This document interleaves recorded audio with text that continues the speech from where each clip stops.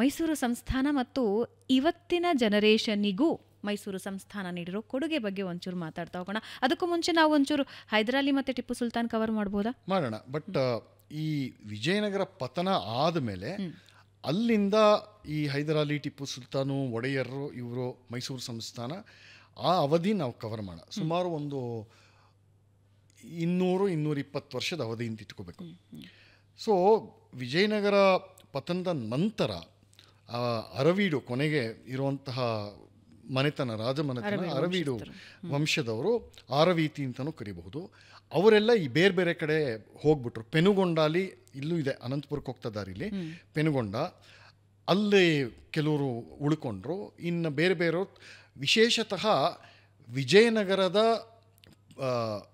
ಯಾರೋ ಸಾಮಂತರಾಗಿದ್ದಂಥವರೆಲ್ಲ ಸ್ವತಂತ್ರ ರಾಜರು ಅಂತ ಆಗೋದ್ರು. ಅವರನ್ನ ನಾಯಕರು ಅಥವಾ ಪಾಳೆಗಾರರು ಅಂತ ಕರಿಬಹುದು. ನಿಮಗೆ ದೊಡ್ಡ ಹೆಸರು ಬರೋದು ಅಂತಂದರೆ ಅಂದರೆ ಪ್ರಾಮಿನೆಂಟ್ ಅನ್ನಿಸ್ಕೊಳ್ಳುವಂತಹ, ಗುರುತಿಸ್ಕೊಂಡಿರುವಂತಹ ನಾಯಕ ವಂಶರು ಆ ಕಡೆ ತಮಿಳ್ನಾಡಲ್ಲಿ ತಂಜಾವೂರು ನಾಯಕರು, ಮಧುರೈ ನಾಯಕರು, ಅಲ್ಲಿ ಈ ಕಡೆ ಕೊಯಂಬತ್ತೂರಿಂದ ಆ ಕಡೆ ಆ ಪ್ರಾಂತದಲ್ಲಿದ್ದಂತಹ ಕೆಲವು ನಾಯಕರು.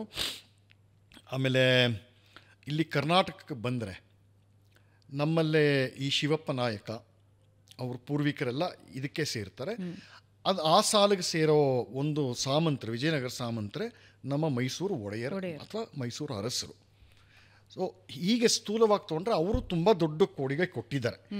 ವಿಜಯನಗರದ ವೈಭವದ ಮತ್ತು ಅದರ ಒಂದು ಪರಂಪರೆ ಅಂತಾರಲ್ಲ, ಅದನ್ನು ಈ ಹೊತ್ತಿಗೂ ಗಟ್ಟಿಯಾಗಿ ಇಟ್ಕೊಂಡಿರೋರು ದಕ್ಷಿಣ ಭಾರತದಲ್ಲಿ ಇಟ್ಕೊಂಡಿರೋರ ಪೈಕಿ ಏಕೈಕವಾದ ಒಂದು ಸಂಸ್ಥಾನ ಅಂದರೆ ಮೈಸೂರು ಒಡೆಯರು.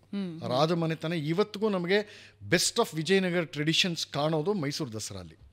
ಅಂದರೆ ಆಗಿನ ವೈಭವ ಏನಿತ್ತು ಅಂದ್ರೆ ಒಂದು ಉದಾಹರಣೆನ ನೀವು ನೋಡ್ಬೋದು. ಅದರ ಒಂದು ಪಡಿ ಅಚ್ಚನ್ನು ಇಲ್ಲಿ ಇವತ್ತಿಗೂ ನೋಡ್ಬೋದು. ಹಾಗೆ ಉಳಿಸ್ಕೊಂಡಿದ್ದಾರೆ ಅದನ್ನು. ಬನ್ನಿ ಮಂಟಪಕ್ಕೆ ಹೋಗೋದಾಗಲಿ ಇವೆಲ್ಲ ಅಷ್ಟು ನಡೆಯುತ್ತಲ್ಲ ಮೈಸೂರು ದಸರಾಲಿ, ಅಷ್ಟು ಕಲಾಪಗಳು ವಿಜಯನಗರಲ್ಲಿ ಹಾಗೆ ನಡೀತಾ ಇತ್ತು. But on A much wider scale. ನೀವು ಯಾಕಂದ್ರೆ ನಡೆಸೋನು ಮುಖ್ಯಮಂತ್ರಿ ಅಲ್ಲ, ರಾಜ.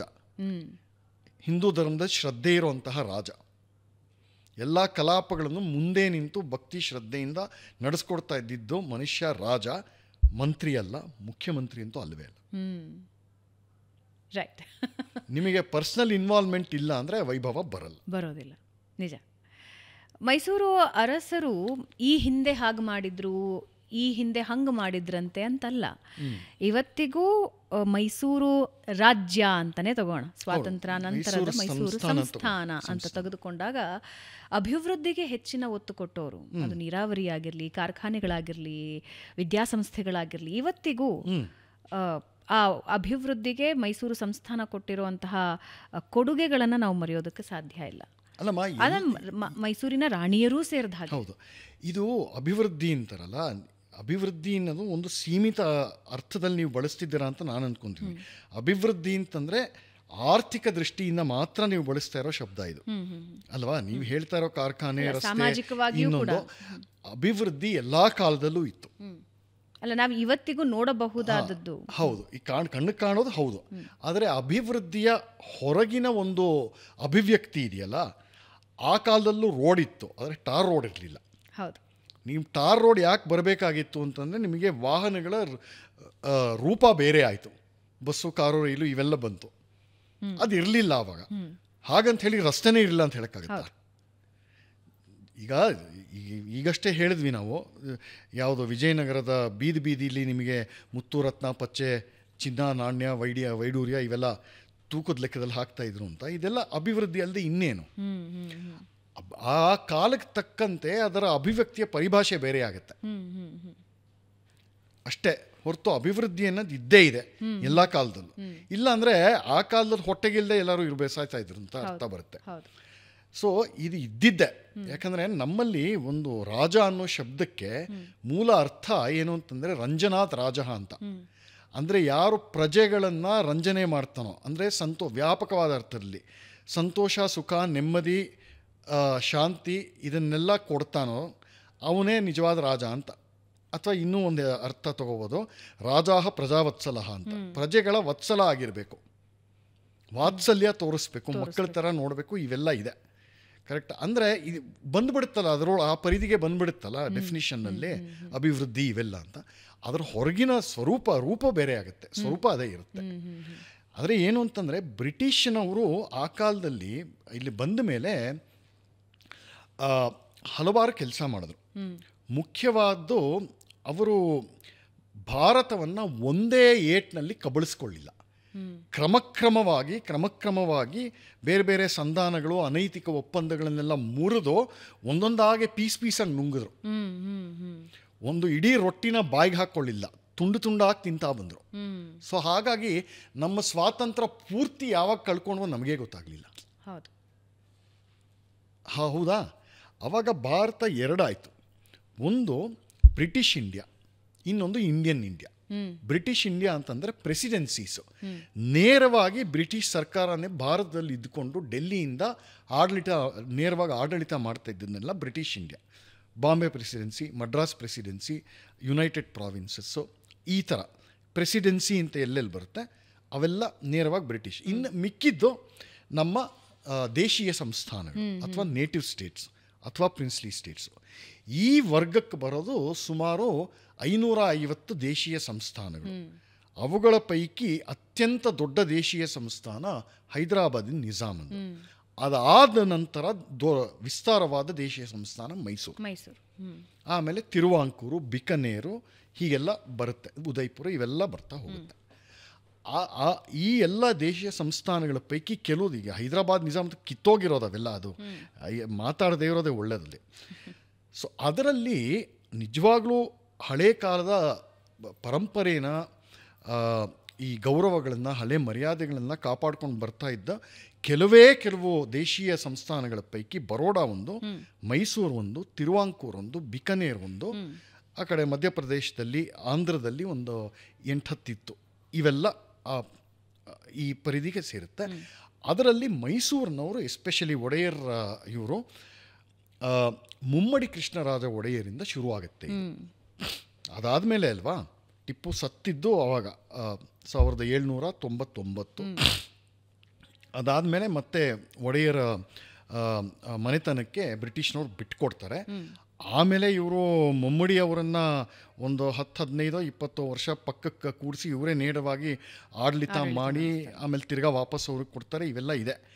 ಮುಮ್ಮಡಿ ಕೃಷ್ಣರಾಜ ಒಡೆಯರು ನಮ್ಮ ದೇಶದ, ಅಂದರೆ ನೋಡಿ ಅವರ ವಿಷನ್ ಯಾವ ಥರ ಇತ್ತು, ಮತ್ತು ಅವರ ಮುಮ್ಮಡಿಯವರ ಒಂದು ಸೂಕ್ಷ್ಮ ಗ್ರಹಣ ಯಾವ ಥರ ಇತ್ತು. ಸರಿ, ನೀನು ನನ್ನನ್ನು ಪಕ್ಕಕ್ಕಿಟ್ಟಿದ್ಯಾ, ಸಿಂಹಾಸನದಿಂದ ಬಲವಂತವಾಗಿ ನನ್ನನ್ನು ಪಕ್ಕಕ್ಕಿಟ್ಟಿದ್ಯಾ, ಆದರೂ ನನ್ನ ರಾಜ್ಯದ ಅಭಿವೃದ್ಧಿ ಹೇಗೆ ಮಾಡ್ಕೋಬೇಕು ಅಂತ ನನಗೆ ಗೊತ್ತು ಅಂತ ಸಾಂಸ್ಕೃತಿಕ ರೂಟಿಂದ ಮಾಡಿದ್ರು.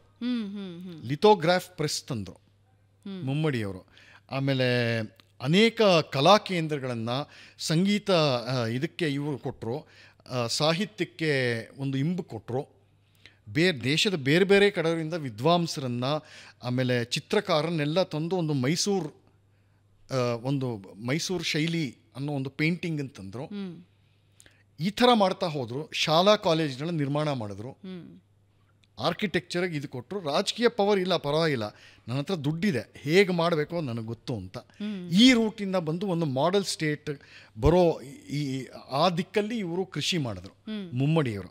ಅವರು ಹಾಕೊಟ್ಟಿದ್ದ ಬುನಾದಿಯಿಂದ ನಂತರ ಅವ್ರ ಮೊಮ್ಮಗ ಅನಿಸುತ್ತೆ ನಾಲ್ವಡಿಯವರು ಬಂದಾಗ ಅವರು ನಿಜವಾಗ್ಲೂ ಮೈಸೂರನ್ನು ಮಾದರಿ ರಾಜ್ಯ ಅಂತ ಮಾಡಿದ್ರು, ಮಾದರಿ ಸಂಸ್ಥಾನ ಅಂತ. ಅವ್ರ ಕಾಲದಲ್ಲಿ ಮತ್ತೆ ದಿವಾನರು ವಿಶ್ವೇಶ್ವರಯ್ಯನವರು ಗೊತ್ತೇ ಇರೋದು ತಮಗೆ, ಮೈಸೂರು ಬ್ಯಾಂಕು, ಮೈಸೂರು ಯೂನಿವರ್ಸಿಟಿ. ಈ ಹೊತ್ತು ನಮ್ಮ ಒಡೆಯರ್ ವಂಶದ ಆ ರಾಜಮನೆತನದ ಹೆಸರಿರೋ ಯಾವುದೇ ಬಿಲ್ಡಿಂಗು, ಯಾವುದೇ ರೋಡ್ ನೋಡಿ ಇನ್ನೂ ಹಾಗೆ ಗಟ್ಟಿಯಾಗಿದೆ. As simple S. ಹೌದಾ? ಇಲ್ಲಿ ಹಾಕೊಟ್ಟಿರೋ ಹಳೆ ಬ್ಯಾಂಗ್ಳೂರಲ್ಲಿರೋ ಏರಿಯಾಗಳು, ಪೇಟೆಗಳೆಲ್ಲ ಇದೆಯಲ್ಲ, ಅಕ್ಕಿಪೇಟೆ, ಹಳೆಪೇಟೆ, ಬಲೆಪೇಟೆ, ಚಿಕ್ಕಪೇಟೆ, ಇವೆಲ್ಲ ನೋಡಿ, ಅದು ಆ ಟೌನ್ ಪ್ಲ್ಯಾನಿಂಗು ಎಷ್ಟು ಗಟ್ಟಿಯಾಗಿದೆ. ಈಗಲೂ ಹಾಗೆ ಇದೆ. ನೀವು ಆ ಗಲ್ಲಿಗಳು ಕಾಣುತ್ತೆ ನಿಮಗೆ, ಬಟ್ ನಿಮ್ಗೆ ಆ ಬಿಗ್ ಪಿಕ್ಚರ್ ಹೊರಗಡೆಯಿಂದ ಕಂಡ್ರೆ ನಿಮಗೆ ಎಲ್ಲ ನಗರದಕ್ಕೆ ಬೇಕಾಗಿರುವಂಥ ಎಲ್ಲ ಒಂದು ಬಿಸ್ನೆಸ್ ಡಿಸ್ಟ್ರಿಕ್ಟ್ ಆಗಿತ್ತದು ಅಲ್ಲೇ. ಇವತ್ತು ಈ ಊರಿಗೆ ಒಂದು ಬಿಸ್ನೆಸ್ ಡಿಸ್ಟ್ರಿಕ್ಟ್ ಇಲ್ಲ. ಹಾಗಾಗಿ ಪ್ರತಿ ಏರಿಯಾಲೂ ಪಬ್ ಇದೆ, ಪ್ರತಿ ಏರಿಯಾಲೂ ದರ್ಜಿ ಅಂಗಡಿ ಇದೆ, ಪ್ರತಿ ಏರಿಯಾಲೂ ಎಲ್ಲನೂ ಇದೆ. ಇದರ ನಡುವಿನಲ್ಲಿ ಹೈದರಾಲಿ ಮತ್ತು ಟಿಪ್ಪು ಸುಲ್ತಾನನ ಎರಾನ ನೀವು ಹೇಗೆ ನೋಡ್ತೀರಿ? ಅದು ದುರ್ದೈವ. ಈಗ ವಿಜಯನಗರ ಪತನ ಆದಮೇಲೆ ಮೈಸೂರು ಸಂಸ್ಥಾನ ಅದೇ ಸ್ವತಂತ್ರವಾಗಿ ಒಂದು ಗಟ್ಟಿಯಾಗಿ ನಿಂತ್ಕೊಳ್ತು. ಇವರೆಲ್ಲ ಆಗಿರಬಹುದು, ಯಾರವರು, ನಮ್ಮ ರಣಧೀರ ಕಂಠೀರವ ನರಸರಾಜ ಒಡೆಯರು, ಅವ್ರ ಹಿಂದೆ ಅದು ಒಂದು ವೀರ ಪರಂಪರೆ ಬಂತು. ಎಲ್ಲ ಕಡೆ ಹೋದರು ಅವರು. ಒಂದು ಶಿವಮೊಗ್ಗಕ್ಕೆ ತನಕ ಒಂದು ಸಲ ಲಗ್ಗೆ ಇಟ್ಟಿದ್ರು, ತಮಿಳ್ನಾಡಲ್ಲಿ ಅಲ್ಲೆಲ್ಲ ಡಿಂಡಿಗಲ್ ತನಕ ಎಲ್ಲ ಹೋಗಿದ್ರು ನಮ್ಮವರು. ಅದು ಸಿಟ್ಟಿದೆ ಅಲ್ಲಿ ತಮಿಳ್ನವ್ರಿಗೆ, ಆ ಕಡೆ ಇರೋರಿಗೆಲ್ಲ. ಅದು ಬಿಡಿ, ಅದು ಬೇರೆ ದಿನ ಮಾತಾಡೋಣ, ಇನ್ನೊಂದು ದಿನ. ಸೊ ಬೇಕಾದಷ್ಟು ಮಾಡಿದ್ದಾರೆ. ಅಂದರೆ ಇವರು ಸಾಮ್ರಾಜ್ಯ ವಿಸ್ತಾರ ಎಲ್ಲ ತುಂಬ ಮಾಡಿದ್ದಾರೆ. ಆ ಕಡೆಯಿಂದಲೂ ಈ ಕಡೆ ದಾಳಿ ಮಾಡಿದ್ದಾರೆ. ಉತ್ತರ ಕರ್ನಾಟಕದಿಂದ ಬಿಜಾಪುರ್ನವರು ಇಲ್ಲೆಲ್ಲ ಕ್ಲಾಶಸ್ ಇತ್ತು. ಮೈಸೂರು ಒಡೆಯರಿಗೂ ಇತ್ತು, ಅವ್ರಿಗೂ ಎಲ್ಲ ಇತ್ತು. ಆಮೇಲೆ ಕಾಲಕ್ರಮೇಣ ಬ್ರಿಟಿಷ್ನವರು ಹಾವಳಿ ಜಾಸ್ತಿ ಆದಾಗ ಅವರು ಆ ಕಡೆ ತಂಜಾವೂರು, ತಿರುವಾಂಕೂರು ಎಲ್ಲ ಅವರೆಲ್ಲ ಕಬಳಿಸ್ತಾ ಬಂದ ಆಲ್ಮೋಸ್ಟ್ ಅದೇ ಟೈಮಲ್ಲಿ ಈ ಮೈಸೂರು ಒಡೆಯರ್ ರಾಜ ಮನೆತನ ಸ್ವಲ್ಪ ದುರ್ಬಲ ಆಯಿತು. ಆವಾಗ ಒಂದು ಹಂತದಲ್ಲಿ ದಳವಾಯಿಗಳು, ಕಮಾಂಡರ್ ಇನ್ ಚೀಫ್ ಅಂತಾರಲ್ಲ, ಜನರಲ್, ಈ ಥರ ಈ ದಳವಾಯಿಗಳ ಪ್ರಾಬಲ್ಯ ಹೆಚ್ಚುತ್ತಾ ಬರುತ್ತೆ. ಯಾವಾಗ ಒಳ ಜಗಳ ಮನೆತನದಲ್ಲಿ ಜಾಸ್ತಿ ಆಗಕ್ಕೆ ಶುರುವಾಯಿತು, ಈ ಫೋರ್ಸಸ್ ಎಲ್ಲ ಬರುತ್ತೆ. ಈ ದಳವಾಯಿಗಳು ಒಂದು ಸಲ ನಂಜರಾಜ ದಳವಾಯಿ ಇಂಥವರೆಲ್ಲ ಅವರು ನಾವೇ ಡಿಫ್ಯಾಕ್ಟೋ ಕಿಂಗ್ಸು, ನಾವೇ ಪವರ್, ರಿಯಲ್ ಪವರ್ ನಾವೇ, ರಾಜ ಸುಮ್ಮನೆ ಸಿಂಹಾಸನಕ್ಕೋಸ್ಕರ ಅಲಂಕಾರ ಮಾಡಿರೋ ಒಂದು ಬೊಂಬೆ ಅಂತ ಈ ಲೆಕ್ಕ ಅವ್ರಿಗೆ. ಆ ಟೈಮ್ನಲ್ಲಿ ಒಬ್ಬ ದಳವಾಯಿ, ನನ್ನ ಹೆಸರು ಮರ್ತೋಗಿದೆ, ನಂಜರಾಜ ಅರಸ್ ಅನಿಸುತ್ತೆ, ಹೆಸರು ಮರ್ತೋಗಿದೆ, don't quote me on that. So ಈ ದಳವಾಯಿ ಹೈದರ್ ಅಲಿ ಅನ್ನೋ ಒಬ್ಬ ಬಾಡಿಗೆ ಹಂತಕ ಇರ್ತಾನೆ, ವೆರಿ ಶಾರ್ಪ್ ಫೆಲೋ. ಅವನು ಅನಕ್ಷರಸ್ಥ ಬೇಸಿಕಲಿ. ಈ ಹೈದರ್ ಅಲಿ ಅನ್ನೋವನು ಒಳ್ಳೆ ಹೆಸರು ಸಂಪಾದಿಸ್ಕೊಂಡಿರ್ತಾನೆ. ಬೇರೆ ಬೇರೆ ಅಂದರೆ ಯಾವ ರಾಜ ಬೇಕೋ, ಯಾವ ಸೈನ್ಯದಲ್ಲಿ ಬೇಕೋ, ನಿನಗಿಷ್ಟು ದುಡ್ಡು ಕೊಡ್ತೀನಿ, ನನ್ನ ಸೈನ್ಯದಲ್ಲಿ ನೀನು ಫೈಟ್ ಮಾಡೋದ್ರೆ ಮಾಡ್ತಾ ಇರ್ತಾನೆ ಅಂಥವನನ್ನು ಇವನು ತೊಗೊಳ್ತಾನೆ ಯಾವುದೋ ಒಂದು ಯುದ್ಧದಲ್ಲಿ. ಅವನಿಗೆ ಒಂದು ಜವಾಬ್ದಾರಿ ಕೊಟ್ಟು, ನೇತೃತ್ವದ ಜವಾಬ್ದಾರಿ ಕೊಡ್ತಾನೆ. ಇಲ್ಲೇ ನಂದಿ ಬೆಟ್ಟನೂ ಏನಿಲ್ಲ, ಇಂಥದ್ದು ಚಿಕ್ಕಬಳ್ಳಾಪುರ ಹತ್ರ ಇರೋ ಒಂದು ಯುದ್ಧದಲ್ಲಿ ಆ ಕೋಟೆನ ಇವನು ವಶ ಮಾಡ್ಕೊಳ್ತಾನೆ ಹೈದರಾಲಿ. ಅಲ್ಲಿಂದ ಪ್ರಮೋಷನ್ ಸಿಗುತ್ತೆ. ಓಹೋ, ಇವನು ಚೆನ್ನಾಗಿದ್ದಾನೆ, ನನ್ನ ಪಕ್ಕ ಇಟ್ಕೊಂಡ್ರೆ ಚೆನ್ನಾಗಿರುತ್ತೆ ಅಂತ. ಹಾಗೆ ಕ್ರಮಕ್ರಮವಾಗಿ ಹೈದರಾಲಿ ತನ್ನದೇ ಒಂದು ಪಡೆನ ಸೃಷ್ಟಿ ಮಾಡ್ಕೊಳ್ತಾನೆ. ಮೈಸೂರು ಪಡೆ ಒಳಗೆ ಸೃಷ್ಟಿ ಮಾಡಿಕೊಂಡು ದಳವಾಯಿಗೆ ಅದೇ ದಿಂಡಿಗಲ್ಲಿಗೆ ಹೋಗಿ ಮುತ್ತಿಗೆ ಹಾಕಿ, ಈ ಕೋಟೆ ನಂದೆ, ನೀವು ಯಾರ್ಯಾರು ಸೋತಿದಾನೋ ಅವನು ಕಿಷ್ಟು ಅಥವಾ ಕಪ್ಪ ಕಾಣಿಕೆ ನನಗೆ ಕೊಡಬೇಕು, ಮೈಸೂರು ಒಡೆಯರಿಗಲ್ಲ ಅಂತ. ಆ ಮಟ್ಟಕ್ಕೆ ಬೆಳೆದು ಕೊನೆಗೆ ದಳವಾಯಿನೇ ಇವನು ಆಕ್ರಮಣ ಮಾಡಿ ಅವನನ್ನು ಜೈಲಿಗೆ ಹಾಕಿ, ಆ ಥರ ಮೈಸೂರು ಇದನ್ನು ಅವನು ಅಧಿಕಾರವನ್ನು ಕಸಿದುಕೊಳ್ತಾನೆ. ಆದರೆ ಕಸಿದುಕೊಂಡ್ಮೇಲೆ ನಾನು ಸುಲ್ತಾನ್ ಅಂತ ತುಂಬ ಕಾಲ ಡಿಕ್ಲೇರ್ ಮಾಡ್ಕೊಳ್ಳಲ್ಲ. ಮೈಸೂರು ರಾಜ ಮನೆತನನ ಹೌಸ್ ಅರೆಸ್ಟ್ ಆಗಿ ಇಡ್ತಾನೆ. ಅಂದರೆ ಸುಮ್ಮನೆ ಕೂರಿಸಿ, ಇಲ್ಲ, ಹೌಸ್ ಅರೆಸ್ಟ್, ಗೃಹ ಬಂಧನ. ಅದಾದ ಎಷ್ಟೋ ವರ್ಷ ಆದಮೇಲೆ ಇವನು ನಾನೇ ಸುಲ್ತಾನ್ ಅಂತ ಡಿಕ್ಲೇರ್ ಮಾಡ್ಕೊಳ್ಳೋದು ಹೈದರಾಲಿ. ಆ ಚಾಣಾಕ್ಷತನ ಎಲ್ಲ ಇರುತ್ತೆ. So basically he is a usurper ಅಂತ ಇದರಲ್ಲಿ ಕರೀತಾರೆ, ಕಬಳಕೋರ. ಅವನು ಬೇಸಿಕಲಿ ಕಬಳಿಸ್ಕೊಳ್ತಾನೆ. ನೇರವಾಗಿ ಯುದ್ಧ ಮಾಡಿ, ಅಂದರೆ ನಿಮ್ಮ ಉಪ್ಪು ತಿಂದು ಮನೆಗೆ ದ್ರೋಹ ಬಗೆದು ಅವನು ಮೈಸೂರು ಇದನ್ನು ಬೆನ್ನಕ್ಕೆ ಚೂರಿ ಹಾಕಿ ಮೈಸೂರು ಸಿಂಹಾಸನನ ಅವನು ಕಿತ್ಕೊಳ್ತಾನೆ. ಇದೇ ಮಾಡೋದು. ನೇರವಾಗಿ ಯುದ್ಧ ಮಾಡಿ ಗೆಲ್ಲೋದು ಬೇರೆ, ಅದು ನ್ಯಾಯವಾದ ಮಾರ್ಗ. ಅದು ಎರಡೂ ಕಡೆಯಿಂದ ಅಂಗೀಕೃತವಾದ ಮಾರ್ಗ. ಇದು ಅದಲ್ಲ, ಆಯಿತಾ. ತಿಂದು ಮನೆಗೆ ದ್ರೋಹ ಬಗೆಯೋದು. ಹೀಗೆ ಮಾಡಿ ಅವ್ರನ್ನ ಗೃಹ ಬಂಧನಲ್ಲಿ ಇಡ್ತಾನೆ. ಯಾರನ್ನ? ನಮ್ಮ ಅರಸರ ರಾಜಮನೆತನ. ಟಿಪ್ಪು ಸುಲ್ತಾನ ಇವನಿಗಿನ ವರ್ಸ್ಟ್. ಅವನು ಮತಾಂಧ ಬೇಸಿಕಲಿ ಯಾವುದಕ್ಕೂ. ಮತ್ತು ಹೈದರಾಲಿಗೆ ಇನ್ನೂ ಒಂದು ಇದು ಗೊತ್ತಿರುತ್ತೆ ಅವನಿಗೆ, ಚಾಣಾಕ್ಷ. ಏನಂತಂದರೆ ಜನಗಳು, ಹಿಂದೂಗಳೇ ಮೆಜಾರಿಟಿ ಇರೋದು ಮೈಸೂರು ಇಡೀ ಸಂಸ್ಥಾನದಲ್ಲಿ. ಇವರನ್ನು ಎದುರು ಹಾಕ್ಕೋಬಾರ್ದು, ಮತಾಂಧಾಗಿ ಎದುರು ಹಾಕ್ಕೋಬಾರ್ದು. ಜೊತೆಗೆ ಅವನ ಸುತ್ತಲೂ ಇರೋರು, ಇವನು ಒಳ್ಳೆ ಲೀಡರ್, ನಾಯಕತ್ವದ ಒಳ್ಳೆ ಲಕ್ಷಣ ಹೈದರಾಲಿಗೆ ಇರುತ್ತೆ. ಆದರೆ ಜನಗಳನ್ನು ಬರೀ ಅಧಿಕಾರದಲ್ಲಿ ಕೂತ್ಕೊಳ್ಳೋದು ಒಂದು, ಅದನ್ನು ನಿಭಾಯಿಸೋದು ಇನ್ನೊಂದು ಕಷ್ಟ, ನಿಜವಾದ ಕಷ್ಟ ಅದೇ. ಅದಕ್ಕೆ ದಿವಾನ್ ಪೂರ್ಣಯ್ಯ ಬೇರೆ ಬೇರೆ ಹಿಂದೂ ಅಧಿಕಾರಿಗಳನ್ನೇ ಸುತ್ತಲೂ ಕೊಟ್ಕೊಳ್ತಾನೆ. ಯಾಕೆ ಅಂತಂದರೆ ಇವರು ದಕ್ಷರು ಅಂತ. ಇದೆಲ್ಲ ಇರುತ್ತೆ, ಆಯಿತಾ. ಆದರೆ ಅವನ ಮಗ ಬರ್ತಾನಲ್ಲ ಟಿಪ್ಪು, ಅವನಿಗೆ ಇದಿರೋದಿಲ್ಲ. ಪೂರ್ತಿ ಮತಾಂಧ. ಇದು ಖುದಾದತ್ ಸರ್ಕಾರ, ಅಂದರೆ ಇದು ಅಲ್ಲಾಹುವಿನ ಸರ್ಕಾರ ಅಂತ.